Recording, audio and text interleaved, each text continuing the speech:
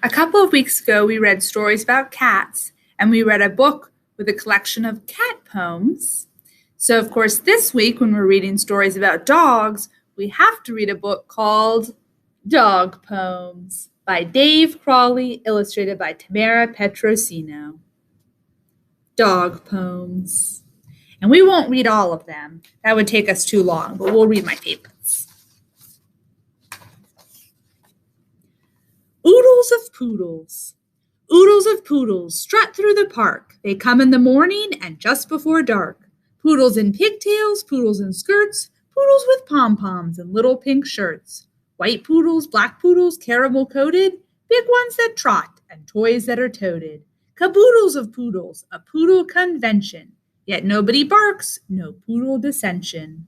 Good poodles are proper, and that's only right. A courteous poodle is always polite.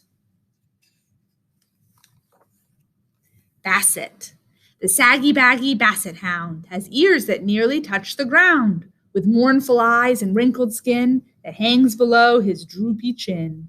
But Basset has a clever snout. His nose will always sniff you out. With this amazing nasal asset, nothing can get past the Basset.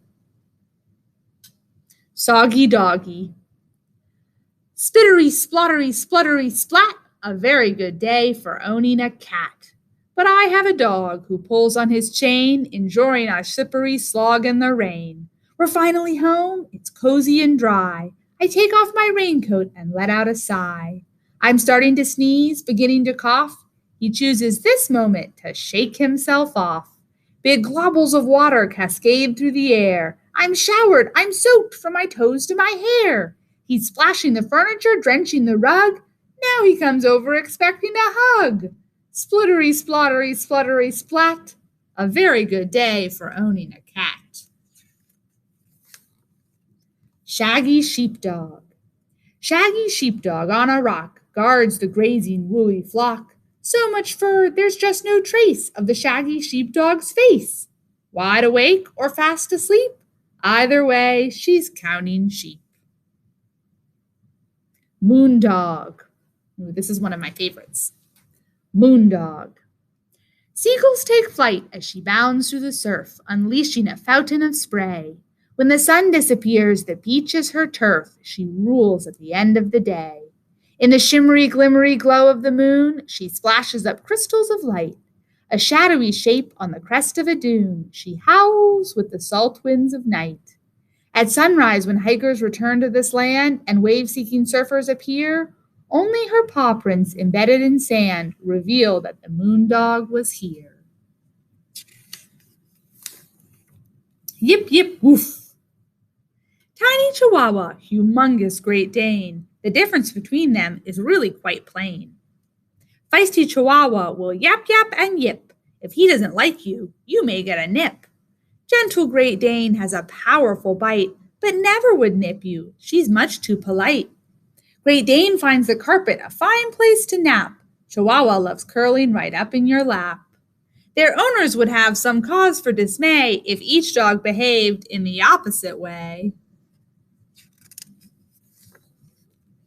Lazy old Maisie. Lazy old Maisie, asleep in the sun, can't see any reason to jump up and run. Lackadaisically hazy, she sprawls on the lawn, slothfully, sluggishly, listlessly, luggishly, wearily, blearily, eyes drooping drearily, waking up only to yawn. But Maisie is not what she seems. In truth, she's a fighter, a biter of bears, a protector of children and chaser of hares. With feats of agility, Maisie's ability wins her blue ribbons at fairs, but only, of course, in her dreams. Snuggle Wuggle. When I am in a huggy mood and you are in a snuggy mood, we love to snuggle wuggle on the rug. Your fur will ruzzle wuzzle me, and if you'd like to nuzzle me, I'll happily repay you with a hug. Wolf Dog.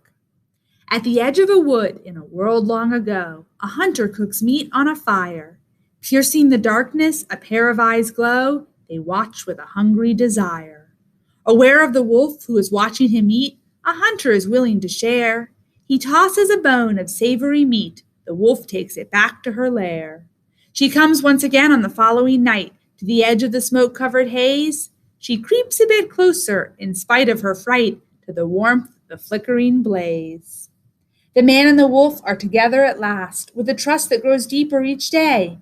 How many thousands of years have gone past since that hunter convinced her to stay?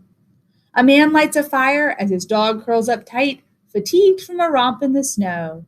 She dreams of a wolf who emerged from the night on the edge of a wood long ago. Snowball. I found a lost puppy one dark snowy night.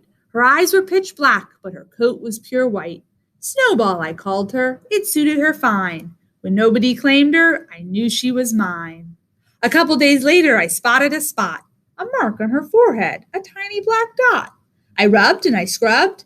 It would not go away. Then more spots appeared on the following day. Is it measles? I wondered while calling the vet. He laughed and advised me to rename my pet. I'd made the wrong choice for a puppy so spotty. My Snowball is now a Dalmatian named Dottie. I think that's another of my favorites. Adopting Gracie. Gracie the greyhound was not very fast. She never did well at the track, but I didn't care if she always ran last, alone at the back of the pack. Gracie the greyhound was not very fast, but that doesn't matter to me. As we walk down the path, we don't think of the past because Gracie the greyhound is free. Now let's see, we're going to skip a few.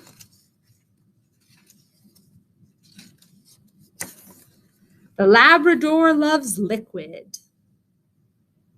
The Labrador loves liquid. I don't mean just to drink. He'll splash through flowing streamlets and sticky bogs that stink. With devotion to the ocean, he thunders through the spray. The sea is grand for swimming, and surf is meant for play. He'll stand beneath a rain flood, cascading from the roof. The water rolls right off him, since labs are waterproof.